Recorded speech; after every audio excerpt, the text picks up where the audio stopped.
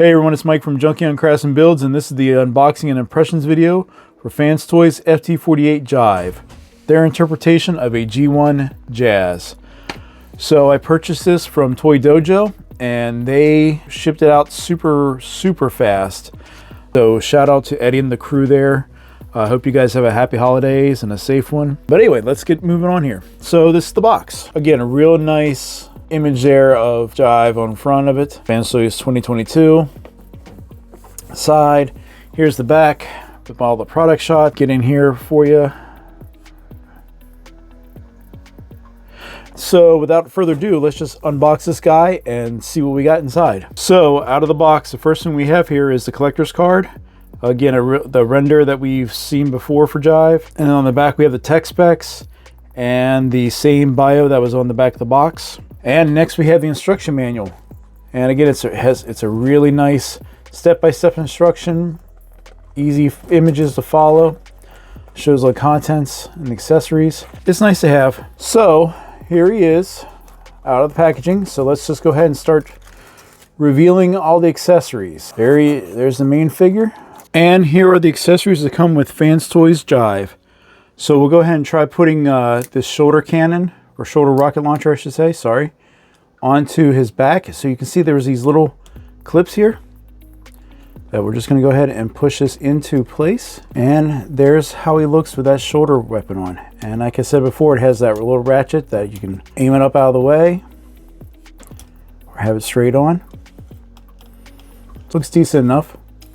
Again, it's kind of odd aesthetic of this figure and the desire to be toon that he comes with a toy-centric accessory. But we'll get more into that later. Let's try something else. All right, next we'll try out these speakers connect to the back on those clips, similar to what I showed when connecting the shoulder harness. And like I said, the ball pegs make it easy to articulate these.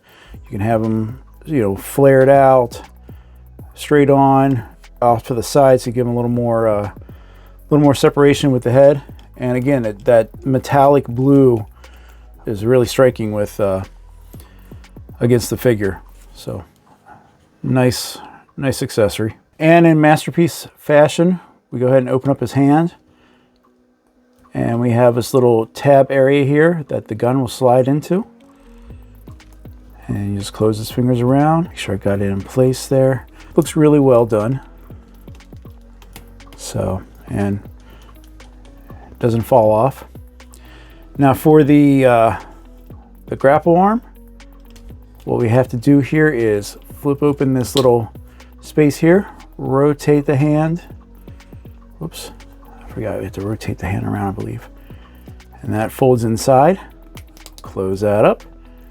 And that gives us 4 posts that we can go ahead and place the grapple into. And we put the long pieces on top. And there you go. There he is, weaponed up and with his grapple attachment. To swap out Jive's face plates, what you need to do is bend the head up. That'll expose this little joint to allow you to get in here. I twist and then pull out the face, that is. And then I take the replacement, go in on the side, plug it into the peg there, and then I just rotate it around, plug it right back in, and there's the face swap. And here's Jive out of the box. Now, per usual with Fans Toys, when they ship stuff, it comes mistransformed. So we have a couple steps we need to do to get him into 100% tip-top shape before we start looking through and giving our impression on things. So first thing we'll do is make sure that that head and neck joint here, as you can see, is tabbed into the back or into the top of the shoulders there. So he's in place. Next thing, we'll do the shoulders themselves. So as you can see, they're kind of set up high. All you got to kind of do is rotate that down on that joint. Rotate the hand or the arm 180 degrees. So there we go. So the arms are actually transformed right minus the hands. So we'll get that into place and we'll move that shoulder down. Okay. Next thing we'll do is the knees. As you can see, they're kind of got this little gap in here, and he's kind of standing a little bowed. So what you're supposed to do is kind of lean it up, push in this back part here to get the leg straight, and then bring that knee forward. Let's see if we can do it here on this leg. 6 hours later. That's not working exactly right, but got it close enough, I think, for the moment. Next thing, we have these little clips, which these were already put into position and clipping his toes to the back of his foot. So what we're gonna do is make sure that this faux piece is pushed in, and then kind of just give a slight bend here on the toes. And that should do it. That's him. Now, for the most part, I'll mess around with this a little bit more as we go. He does have a little bit of that Fans Toys grease on his feet. So let's go ahead. Okay, so now we're into the aesthetics portion, right? So like I've said before, I have no loyalty to any brand, including Fans Toys. I try to be as objective as I can. There are still obviously biases. So if I offend you by something that I am critical about on this figure, I apologize in advance, but this is my opinion, and that's that. So looking at this guy, pretty much it's standard to say that this guy is 100% painted, and the paint is great. We have die cast here in the thighs and in the lower leg, this area here. He has a nice hefty weight, and stable as all get out when he sits down. I think these feet are die cast as well here. But yeah, I mean, it's the standard quality that you're used to, hardware wise and whatnot. But the aesthetics is where I'm trying to get my head wrapped around. Now, a little history with me being being old. G1 Jazz was the very first Transformer I had ever gotten. Loved him as the Carbot. Loved him as he was depicted in the cartoon, though he didn't look the same. And that's going to be kind of the running theme with this Impressions is Fans Toys went with a very, very toon-oriented deco, almost to a fault.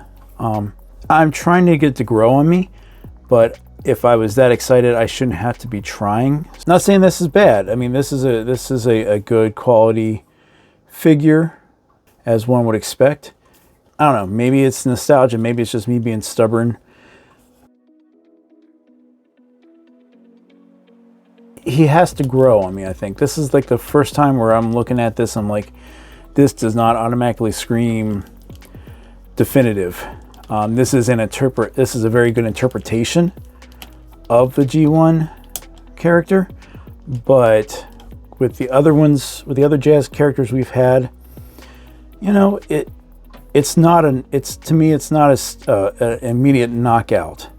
Getting in here close for the head, the proportions on this guy's sculpt is on point. I mean, proportionally, the shape of the head, the sculpt on him, it's just, and what you want to see with him coming out of the cartoon. Aesthetically, the proportions with the shoulders, while the shoulders seem a little smaller, it could just be because he's got a good V shape, if you understand what I'm saying there, with the chest to thigh proportions. At first, I was wondering if the legs were a little long. That's non-existent. The plainness, some areas he's very flat, which is animation accurate, but again, it's sometimes to a fault. Once I bring out DownBeat and actually have them side by side, and I can give you my thoughts on it a little bit better. But let's just go ahead to articulation. All right. Okay, articulation. We'll start at the top. Head can go that far up on a hinge. He's got a swivel 360.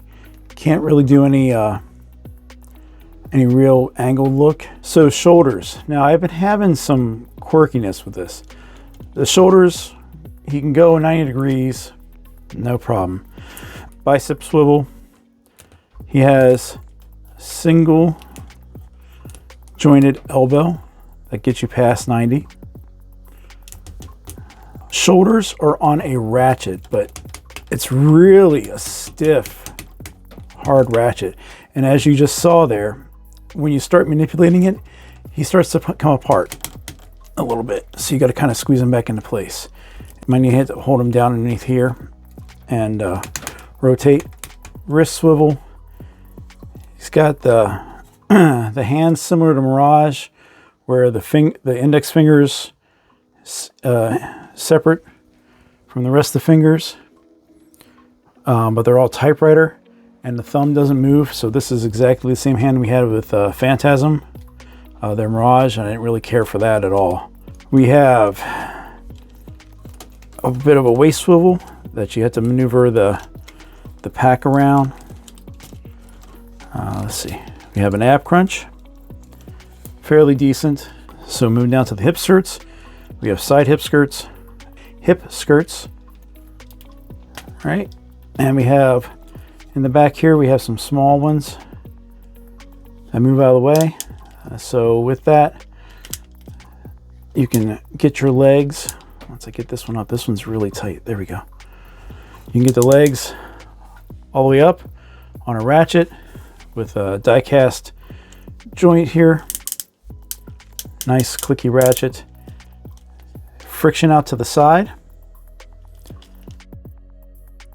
Goes all the way back so he can go all out and down. Moving on to the legs. As we showed you in the beginning, we had to get the knees into position here, and the upper part of these legs had to be straightened out, and that was done by pushing on this die cast joint in the back here. We have thigh swivel. We have, that's a single jointed knee, but it gets you well past 90 degrees. We got down here to the feet, and we have a toe tilt up. Not much of a toe tilt down. We have a rocker at the toe. You have to disconnect that little joiner piece to get some of that articulation, but that's not a big deal. So all in all, that's the articulation in a nutshell. There is another gimmick, one that I'm happy to see, and that is to pull this backpack up, fold the wings or the doors out, excuse me. All right, you have to fold these up. There's a little bit of a knob in here that you got to push in. Oh, still a little loose. So you can see a little knob right there. So you got to kind of angle it and then push it in. All right, so I was able to get that piece or get that plugged in to a little socket there to keep it stable. Sorry, let me get that out of here. So this little piece here to make the wing stable. And so yeah, so there's the other option, to have the door wings exposed. Again, I know many don't care about that because in the tune, he never had the wings out. But for me, I like having the option. And if this is supposed to be a definitive version of this character, give me the option of either doing it the tune way or the toy way, or a combination of both, especially if you're giving me an accessory that was never used in the cartoon because it had that accessory in the toy. There's that. That's my rant for everything. Articulation wise, he's on par with Phantasm. Their obligatory QC 34. So let's do a couple comparisons.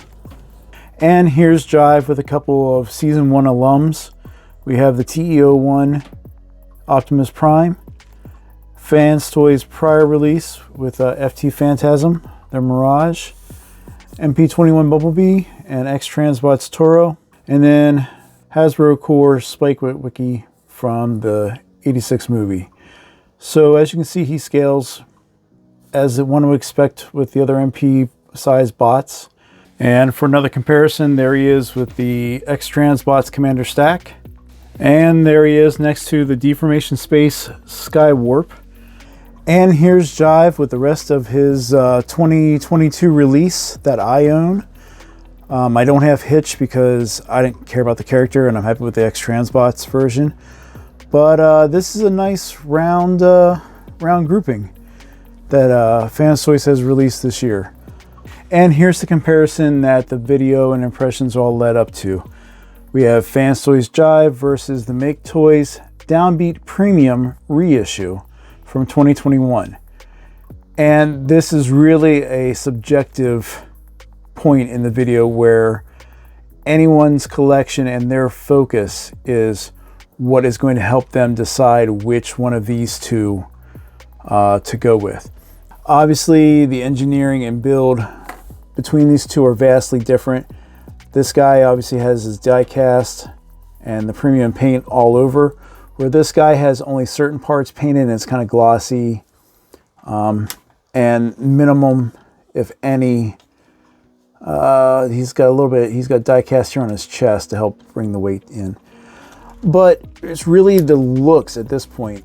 Proportion wise, just having these two here, I already noted the biggest difference was how the proportions and the aesthetics of the top part of his body are different. Obviously, to me, his head is much more proportionate to his body, where MakeToys, the influence is for like the smaller head with the more exaggerated upper body torso area. As I said earlier, you know, he's very toon. I'm not saying it's bad, just saying it's whatever your subjectivity is for your collection. To the side, they both have a pretty clean profile. Jive is just a hair taller here. DownBeat's a dated design. So there are elements that obviously Jive should beat him at, but that's bot mode.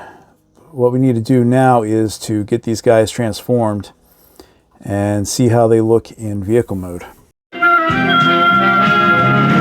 The Transformers will return after these messages. And we're back. And here he is in alt mode. And this was more of the lots of re-squeezing to get things lined up just right. Once you got that last little bit squeezed and put into place, you know, it all holds together, which, you know, exactly is what we have here. So here we have the MP exhaust. We have X-Transbots G2 breakdown. So you can see how those two kind of sit together. For bigger bots, we have the X-Transbots latest release, their hauler. And here's the alt mode comparison with MakeToys DownBeat. And honestly, this is where I think the MakeToys kind of takes it. The Fans Toys is a little wider across here, but it's just the MakeToys is more interesting looking in my eyes. Not just because of the deco, but things like the rims on here just are more interesting than these flat silver discs. I do not like the blue of the windows because you see all the stuff inside, and other people have complained about seeing the inner sides of these vehicles, and this one's no exception. I think the glass is too translucent. This is all clear plastic anyway that you gotta bend around and fold when you're transforming it, so that's a little stressful compared to the darker, smoky window here of MakeToys. Now you can still see inside, obviously, but it's not as blatantly obvious. I think most people are gonna keep Jive in bot mode anyway. So yeah, that's the alt mode comparisons between these two guys. All right, so this is my final impressions. For transparency, I need to tell you that the transformation back to this mode, I broke him. And it wasn't a break that was, there are two metal armatures that hold the upper chest. So these right here. And they are on sliders along here that are held together by a very tiny threaded pin. And as you can see, maybe here on this side where this is nice and flush, this side I have a gap because that pin popped out between these two sections. I had a magnet. This guy will not ever go back into alt mode, which is unfortunate. I'm not saying everyone's is going to have that same issue, but mine does. And these armatures that hold the door wings now, the little pins that you push in to kind of lock it in place, they're looser now than before. So yeah, kind of a mixed bag, considering I was saying how clever the engineering for this year's figures were turning out. This guy was a bit of a challenge, just to get things lined up. I'm sure with practice it'll be much easier, but for me, I'm not going to try to maneuver this guy around. Probably the way I'm going to keep this is the set like this, because obviously alt mode already for me was much more interesting than his alt mode. For me, I spent the money on him, and I'm not going to sell a busted figure, so he'll go in my Season 1 Autobot display.